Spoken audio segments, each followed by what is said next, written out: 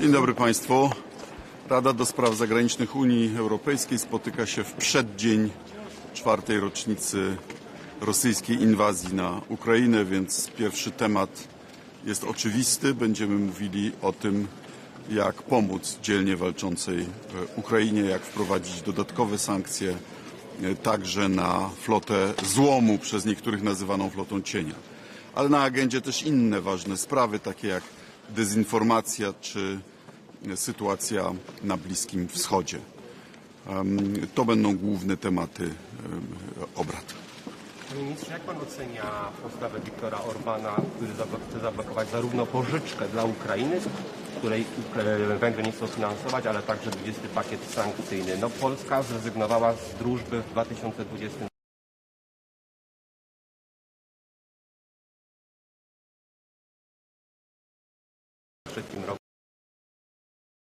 Bo nam, że Węgry już blokują pewne ważne kwestie. Na przykład sprawę zwrotów z Europejskiego Funduszu Pokoju na rzecz krajów, które na początku wojny wysłały sprzęt do Ukrainy.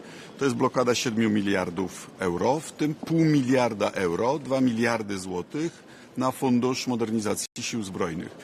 To była kwestia, o którą zabiegałem w relacjach z Węgrami. Niestety pozostają nieubłagani, nie chcą, aby kraje, które pomagają Ukrainie, mogły pomagać jej więcej. No i przypomnę, jednym z priorytetów polskiej prezydencji było otwarcie pierwszego klastra negocjacyjnego z Ukrainą i to też zostało przez Węgry zawetowane. Więc takie używanie agendy europejskiej do prowadzenia walki politycznej w kraju i to w sytuacji, gdy się propagandą nastawiło własne społeczeństwo przeciwko walczącej Ukrainie, no jest moim zdaniem złamaniem solidarności europejskiej, do której jesteśmy zobowiązani przez traktat w Lizbonie. Pan jest przekonany, że ten nowy mechanizm, który ma ograniczyć wpływy z surowców, będzie skuteczniejszy niż ten limit, który teraz mamy, bo przecież chodzi tak naprawdę o to, żeby Rosja nie zarabiała. Ten mechanizm bez G7 oznacza, że Rosja będzie mogła zarabiać więcej w Azji, w Afryce długofalowo, to jej się opłaca, żeby mieć akurat te rynki, a nie Europę. No, przypomnę, że za naszej prezydencji zwielokrotniliśmy liczbę statków objętych sankcjami. Tutaj różne metody są stosowane, a cel jest taki, jaki pan mówi, żeby Putin nie mógł finansować swojej machiny wojennej. I Węgry od wielu lat mają opcję kupowania ropy i gazu z kierunku południowego, tak jak reszta Europy. Gdyby zawarł długofalowe kontrakty, to ceny są porównywalne. Z jakiegoś powodu woli kupować od Putina. Nawrocki zapowiedział, że zawetuje SAFE, program SAFE. Czy pan to jakoś skomentuje? Ja jeszcze nie widziałem tego.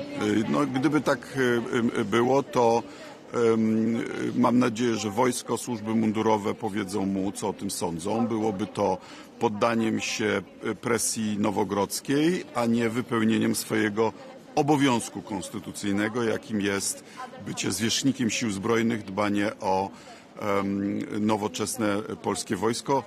Byłoby to szokującym sprzeniewierzeniem się swojej roli konstytucyjnej.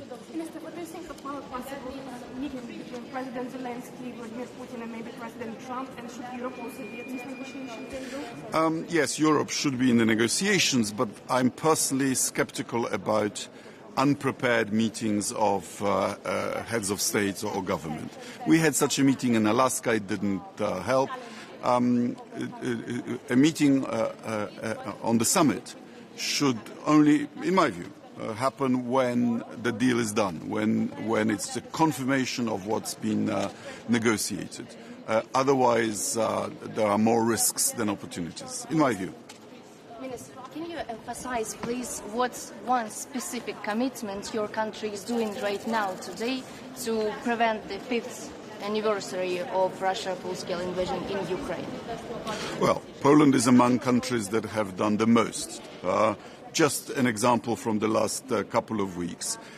Finally, at last, with my encouragement, Elon Musk cut off the access for the Russians to the Starlinks, which apparently is having an effect on the front line.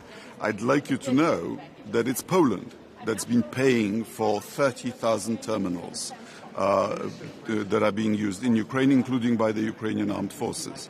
But that's only one of many things that we do. Our howitzers, well, I visited them on the front, so I know the soldiers, Ukrainian soldiers, appreciate them. Our anti-aircraft missiles, our vehicle fighting, infantry fighting vehicles, our tanks, our fighter jets, all the logistical help, our payments into the PUR fund, with which Europe buys American weapons that are being delivered, our contribution to the Czech ammunition initiative. As you can tell, the list is quite long.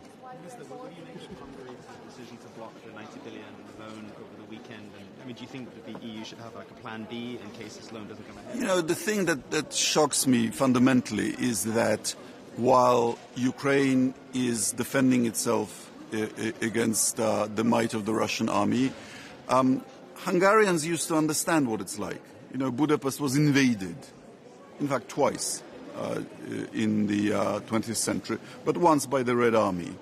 I would have expected a much greater feeling of solidarity from Hungary for Ukraine.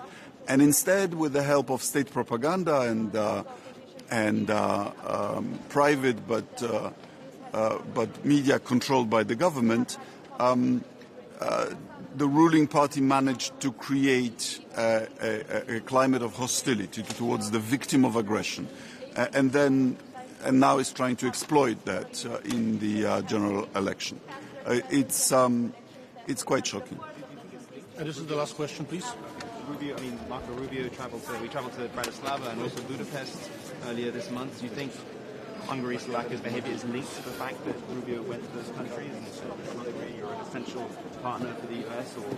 Actually, Mark Rubio, to give credit where credit is due,